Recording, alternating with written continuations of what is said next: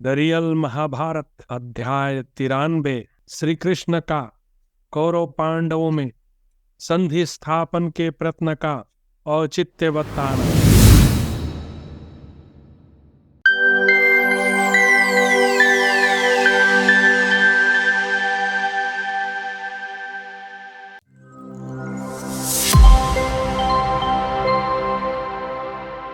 वैशंपायन जी कहते हैं, जन्मेजय, विदुर का यह प्रेम और विनय से युक्त वचन सुनकर पुरुषोत्तम भगवान मधुसूदन ने यह बात कही। श्री भगवान बोले, विद्वान बुद्धिमान पुरुष जैसी बात कह सकता है, विद्वान मनुष्य जैसी सलाह दे सकता है। आप जैसे हितैषी पुरुष के लिए मेरे जैसे सुहृद से जैसी बात कहनी उचित है, और आपके मुख से जैसा धर्म अर्थ से युक्त सत्य वचन निकलना चाहिए, आपने माता पिता के समान स्नेहपूर्वक वैसी ही बात मुझसे कही है। आपने मुझसे जो कुछ कहा है वही सत्य, समयोचित और युक्ति संगत है। तथापि विदुर जी, यहाँ मेरे आने का जो कारण है उसे सावधान होकर सुनिए। विदुर जी, मैं धृतराष्ट्र पुत्र दुर्योधन की दुष्टता और क्षत्रिय योद्धाओं के वैरभाव, इन सब बातों को जानकर ही आज कौरवों के पास आया हूँ। अश्वरथ और हाथियों सहित यह सारी पृथ्वी विनष्ट हो जाना चाहती है। जो इसे मृत्यु पास से छुड़ाने का प्रयत्न करेगा उसे ही उत्तम धर्म प्राप्त होगा। मनुष्य यदि अपनी शक्ति भर किसी धर्म कार्य को करने का प्रयत्न करते हुए भी उसमें सफलता न प्राप्त कर सके तो भी उसे उसका पुण्य तो अवश्य ही प्राप्त हो जाता है, इस विषय में संदेह नहीं। इसी प्रकार यदि मनुष्य मन से पाप का चिंतन करते हुए भी उसमें रुचि न होने के कारण उसे क्रिया द्वारा संपादित न करे तो उसे उस पाप का फल नहीं मिलता है, ऐसा धर्मज्ञ पुरुष जानते हैं। अतः विदुर जी, मैं युद्ध में मर मिटने को उद्यत होते हुए कौरवों तथा सृंजयों में संधि कराने का निश्चल भाव से प्रयत्न करूंगा। यह अत्यंत भयंकर आपत्ति कर्ण और दुर्योधन द्वारा ही उपस्थित की गई है, क्योंकि ये सभी नरेश इन्हीं दोनों का अनुसरण करते हैं। अतः इस विपत्ति का प्रादुर्भाव कौरव पक्ष में ही हुआ है। जो किसी व्यसन या विपत्ति में पड़कर क्लेश उठाते हुए मित्र को यथाशक्ति समझा बुझाकर उसका उद्धार नहीं करता, उसे विद्वान पुरुष निर्दय एवं क्रूर मानते हैं। जो अपने मित्र को उसकी चोटी पकड़कर भी बुरे कार्य से हटाने के लिए यथाशक्ति प्रयत्न करता है, वह किसी की निंदा का पात्र नहीं होता है। अतः विदुर जी, दुर्योधन और उसके मंत्रियों को मेरी शुभ हितकर युक्ति युक्त था धर्म और अर्थ के अनुकूल बात अवश्य माननी चाहिए। मैं तो निष्कपट भाव से धृतराष्ट्र के पुत्रों पांडवों तथा भूमंडल के सभी क्षत्रियों के हित का प्रयत्न करूंगा। इस प्रकार हित साधन के लिए प्रयत्न करने पर भी यदि दुर्योधन मुझ पर शंका करेगा तो भी मेरे मन को तो प्रसन्नता ही होगी और मैं अपने कर्तव्य के भार से उऋण हो जाऊंगा। भाई बंधुओं में परस्पर फूट होने का अवसर आने पर जो मित्र सर्वथा प्रयत्न करके उनमें मेल कराने के लिए मध्यस्थता नहीं करता, उसे विद्वान पुरुष मित्र नहीं मानते हैं। संसार के पापी मूढ़ और शत्रु भाव रखने वाले लोग मेरे विषय में यह न कहें कि श्री कृष्ण ने समर्थ होते हुए भी क्रोध से भरे हुए कौरव पांडवों को युद्ध से नहीं रोका, इसलिए भी मैं संधि कराने का प्रयत्न करूंगा। मैं दोनों पक्षों का स्वार्थ सिद्ध करने के लिए ही यहाँ आया हूँ। इसके लिए पूरा प्रयत्न कर लेने पर मैं लोगों में निंदा का पात्र नहीं बनूंगा। यदि मूर्ख दुर्योधन मेरे कष्ट निवारक एवं धर्म तथा अर्थ के अनुकूल वचनों को सुनकर भी उन्हें ग्रहण नहीं करेगा तो उसे दुर्भाग्य के अधीन ही होना पड़ेगा। महात्मन, यदि मैं पांडवों के स्वार्थ में बाधा न आने देकर कौरवों तथा पांडवों में था योग्य संधि करा सकूंगा तो मेरे द्वारा यह महान पुण्य कर्म बन जाएगा और कौरव भी मृत्यु के पास से मुक्त हो जाएंगे। मैं शांति के लिए विद्वानों द्वारा अनुमोदित धर्म और अर्थ के अनुकूल हिंसा रहित बात कहूंगा। यदि धृतराष्ट्र के पुत्र मेरी बात पर ध्यान देंगे तो उसे अवश्य मानेंगे तथा कौरव भी मुझे वास्तव में शांति स्थापना के लिए आया हुआ जान मेरा आदर करेंगे। जैसे क्रोध में भरे हुए सिंह के सामने दूसरे पशु नहीं ठहर सकते, उसी प्रकार यदि मैं कुपित हो जाऊं तो ये समस्त राजा लोग एक साथ मिलकर भी मेरा सामना करने में समर्थ न होंगे। वैशंपायन जी कहते हैं, राजन, यदुकुल को सुख देने वाले वृष्णि वंशभूषण। श्री कृष्ण विदुर जी से उपयुक्त बात कहकर स्पर्श मात्र से सुख देने वाली सैया पर सो गए। दुर्योधन एवं शकुनी के द्वारा बुलाए जाने पर भगवान श्री कृष्ण का रथ पर बैठकर प्रस्थान एवं कौरव सभा में प्रवेश। स्वागत के पश्चात आसन ग्रहण। अध्याय 94। वैशंपायन जी कहते हैं, जन्मेजय, उस समय बुद्धिमान श्री कृष्ण तथा विदुर के इस प्रकार वार्तालाप करते हुए ही वह नक्षत्रों से सुशोभित मंगलमयी रात्रि बहुत सी व्यतीत हो चुकी थी। महात्मा श्री कृष्ण धर्म, अर्थ और काम के विषय में अनेक प्रकार की बातें कहते रहे। उनकी वाणी के पद, अर्थ और अक्षर बड़े विचित्र थे। अतः महात्मा विदुर भगवान की कही हुई इन विविध वार्ताओं को प्रसन्नतापूर्वक सुनते रहे। इस प्रकार अमित तेजस्वी श्री कृष्ण और विदुर दोनों ही एक दूसरे की मनोनुकूल कथा वार्ता में इतने तन्मय थे कि बिना इच्छा के ही उनकी वह रात्रि बहुत सी व्यतीत हो गई थी। तदनंतर मधुर स्वर से युता बहुत से सुत और मागध शंख और दुंदुभियों के घोष से भगवान श्री कृष्ण को जगाने लगे। तब समस्त यदुवंशियों के शिरोमणि दशाहरनंदन श्री कृष्ण ने सैया से उठकर प्रातः काल का समस्त आवश्यक कर्म क्रमशः संपन्न किया। संध्या तर्पण और जप करके अग्निहोत्र करने के पश्चात माधव ने अलंकृत होकर उदय काल में सूर्य का प्रस्थान किया। इसी समय राजा दुर्योधन और सुबल पुत्र शकुनी भी संध्योपासन में लगे हुए अपराजित वीर दशाहर नंदन श्री कृष्ण के पास आए और उनसे इस प्रकार बोले, गोविंद, महाराज धृतराष्ट्र सभा में आ गए हैं। भीष्मादि कौरव तथा अन्य समस्त भूपाल भी वहां उपस्थित हैं। जैसे स्वर्ग में देवता इंद्र का आवाहन करते हैं, उसी प्रकार भीष्मादि सब लोग आपसे वहां दर्शन देने की प्रार्थना करते हैं। यह सुनकर भगवान ने परम मधुर सांत्वनापूर्ण वचन द्वारा उन दोनों का अभिनंदन किया। तदनंतर निर्मल सूर्य देव का उदय हो जाने पर शत्रुओं को संताप देने वाले भगवान जनार्दन ने ब्राह्मणों को स्वर्ण वस्त्र, गौ तथा घोड़े दान किए। अनेक प्रकार के रत्नों का दान करके खड़े हुए उन अपराजित दशाहर वीर के साथ पास जाकर सारथी ने उनके चरणों में मस्तक झुकाया। इसके बाद क्षुद्र घंटिकाओं से विभूषित उत्तम घोड़ों से जुते हुए चमकीले विशाल रथ के साथ दारुक शीघ्र ही भगवान की सेवा में उपस्थित हुआ। भगवान के लिए जोत कर खड़ा किया हुआ वह विश्वविख्यात श्रेष्ठ रथ बड़ी शोभा पा रहा था। उसमें सैब्य, सुग्रीव, मेघपुष्प और बलाहक नाम वाले 4 घोड़े जुते थे।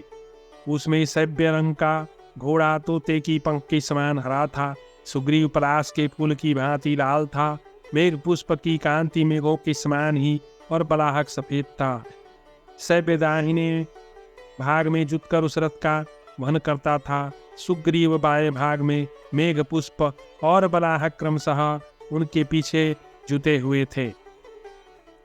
सत्वगुण के अधिष्ठान स्वरूप भगवान श्री कृष्ण के रथ में लगे हुए ध्वजदंड की उस पताका में सूर्य का स्पर्श करते हुए से सर्पशत्रु विंतानंदन गरुड़ जी विराज रहे थे।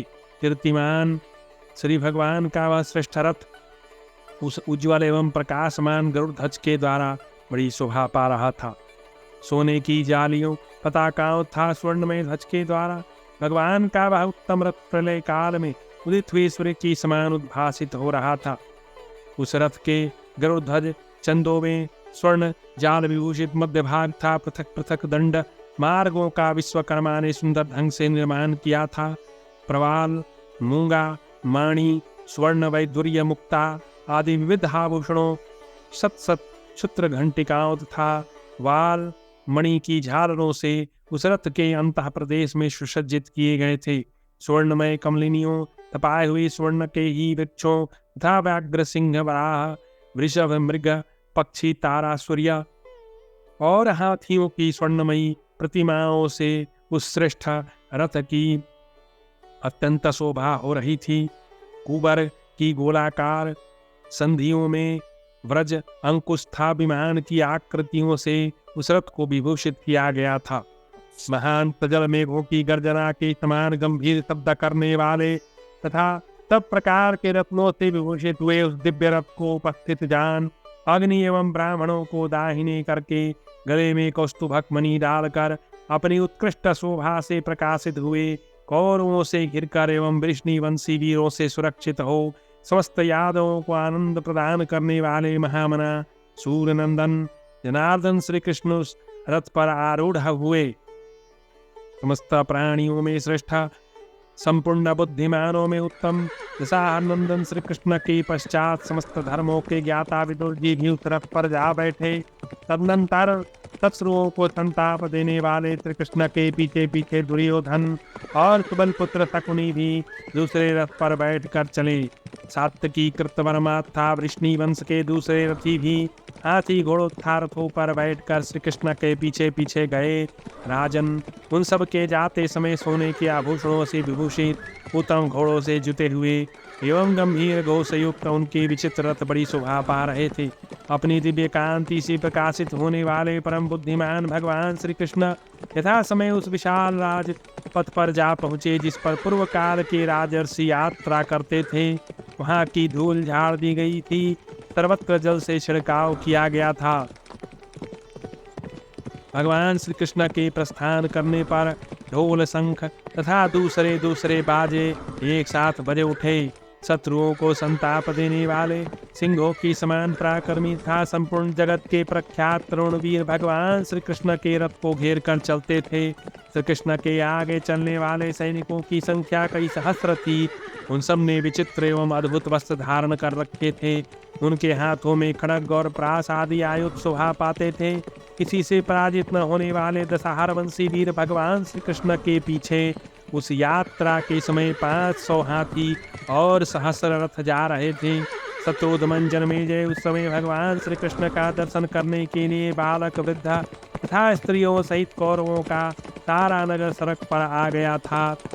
छतों के सड़क की ओर वाले भाग पर बैठी हुई झुंड की झुंड स्त्रियों के भार से मानो हस्तिनापुर के भी सारे भवन कंपित हो रहे थे। भगवान श्री कृष्ण कौरवों से सम्मानित हुए, उनकी मीठी मीठी बातें सुनते हुए और यथा योग्य उनका आविष्कार करते हुए धीरे धीरे सबकी ओर देखते जा रहे थे। और सभा के समीप पहुंचकर श्री कृष्ण के अनुगामी सेवकों ने शंख वेणु आदि वाद्यों की ध्वनि से संपूर्ण दिशाओं को गुंजा दिया। तत्पश्चात अमित तेजस्वी राजाओं की वह सारी सभा भगवान श्री कृष्ण के शुभागमन की आकांक्षा के कारण हर्षोल्लास से चंचल हो उठी। श्री कृष्ण के निकट आने पर उनके रथ का मेघ गर्जना के समान गंभीर घोष सुनकर सभी नरेश रोमांचित हो उठे। सभा के द्वार पर पहुंचकर सर्व यादव शिरोमणि भगवान श्री कृष्ण ने कैलाश शिखर के समान समुज्ज्वल रथ से नीचे उतरकर नूतन मेघ के समान श्याम तथा तेज से प्रज्वलित सी होने वाली इंद्र भवन तुल्य उस कौरव सभा के भीतर प्रवेश किया। राजन, जैसे सूर्य अपनी प्रभा से आकाश के तारों को तिरोहित कर देते हैं, उसी प्रकार महायशस्वी भगवान श्री कृष्ण अपनी दिव्य कांति से कौरवों को आच्छादित करते हुए विदुर और सात्यकी का हाथ पकड़े सभा में आए। वसुदेव नंदन श्री कृष्ण के आगे आगे कर्ण और दुर्योधन थे, उनके पीछे कृतवर्मा तथा अन्य वृष्णि वंशी वीर थे। उस समय भीष्म और द्रोणाचार्य आदि सब लोग भगवान श्री कृष्ण का सम्मान करने के लिए राजा धृतराष्ट्र को आगे करके अपने आसनों से उठकर आगे बढ़े। दशाहर नंदन श्री कृष्ण के आते ही महायशस्वी प्रजाचक्षु राजा धृतराष्ट्र भीष्म और द्रोणाचार्य के साथ ही उठ गए। महाराज धृतराष्ट्र के उठने पर वहां चारों ओर बैठे हुए सहस्रों नरेश उठकर खड़े हो गए। राजा धृतराष्ट्र की आज्ञा से वहां भगवान श्री कृष्ण के लिए स्वर्ण भूषित सर्वतोभद्र नामक सिंहासन रखा गया था। उस समय भगवान श्री कृष्ण ने मुस्कुराते हुए राजा धृतराष्ट्र, भीष्म, द्रोणाचार्य तथा अवस्था के अनुसार अन्य राजाओं से भी वार्तालाप किया। महासभा में पधारे हुए भगवान श्री कृष्ण का भूमंडल के राजाओं तथा सभी कौरवों ने भली भांति पूजन किया। राजाओं के बीच में खड़े हुए शत्रुनगर विजयी परंतप श्री कृष्ण ने देखा कि आकाश में कुछ ऋषि मुनि खड़े हैं। नारद आदि महर्षियों को देखकर श्री कृष्ण ने धीरे से शांतनुनंदन भीष्म से कहा, नरेश्वर, इस राजसभा को देखने के लिए ऋषिगण पधारे हैं। इन्हें अत्यंत सत्कार पूर्वक आसन देकर निमंत्रित किया जाए, क्योंकि इनके बैठे बिना कोई भी बैठ नहीं सकता। पवित्र अंतःकरण वाले उन मुनियों की शीघ्र पूजा की जानी चाहिए। शांतनु नंदन भीष्म ने मुनियों को देखकर सभा द्वार पर स्थित हुए राज कर्मचारियों को बड़ी उतावली के साथ आज्ञा दी, अरे आसन लाओ। तब सेवकों ने इधर उधर से मणि एवं स्वर्ण से जड़े हुए शुद्ध विशाल एवं विस्तृत आसन लाकर रख दिए। भारत अर्घ्य ग्रहण करके जब ऋषि लोग उन आसनों पर बैठ गए, तब भगवान श्री कृष्ण तथा अन्य राजाओं ने भी अपना अपना आसन ग्रहण किया। दुशासन ने सात्विकी को उत्तम स्थान दिया एवं विंशति ने कृतवर्मा को स्वर्णमय आसन प्रदान किया। अमर से भरे हुए महामना कर्ण और दुर्योधन दोनों एक आसन पर श्री कृष्ण के पास ही बैठे थे। जन्मेजय गांधार देशीय सैनिकों से सुरक्षित पुत्र सहित गांधार शकुनी भी एक आसन पर बैठा था। परम बुद्धिमान विदुर भगवान श्री कृष्ण के आसन का स्पर्श करते हुए एक मणिमय चौकी पर, जिसके ऊपर श्वेत रंग का अस्पर्णीह मृग चर्म बिछाया गया था, बैठे थे। सब राजा दीर्घ काल के पश्चात दशाहर कुलभूषण भगवान जनार्दन को देखकर उन्हीं की ओर एकटक दृष्टि लगाए रहे, मानो अमृत पी रहे हों। इस प्रकार उन्हें तृप्ति ही नहीं होती थी। अलसी के फूल की भांति मनोहर श्याम कांति वाले पीतांबरधारी श्री कृष्ण उस सभा के मध्य भाग में स्वर्ण पात्र में रखी हुई नीलमणि के समान शोभा पा रहे थे। उस समय वहां सबका मन भगवान गोविंद में लगा था, अतः सभी चुपचाप बैठे थे। कोई मनुष्य कुछ भी नहीं बोल रहा था। इस प्रकार श्री महाभारत उद्योग पर्व के अंतर्गत भगवत ज्ञान पर्व में श्री कृष्ण का सभा में प्रवेश विषय 94वां अध्याय।